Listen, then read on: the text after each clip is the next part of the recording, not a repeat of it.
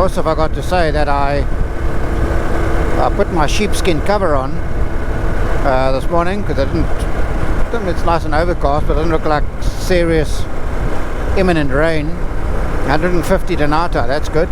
It's 2 hours. Anyway, so I'm going to see what the seat comfort's like as well. Let's take you through a little overtake maneuver.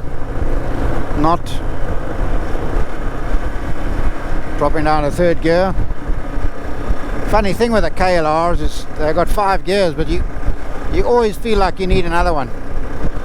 So there does seem to be a running joke in the community. No, there's a 6th gear. You know, it's there. You just got to find it.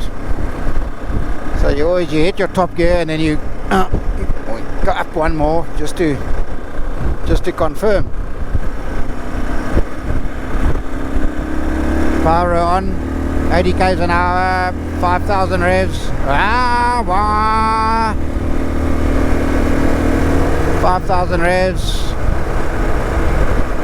Might as well keep it going.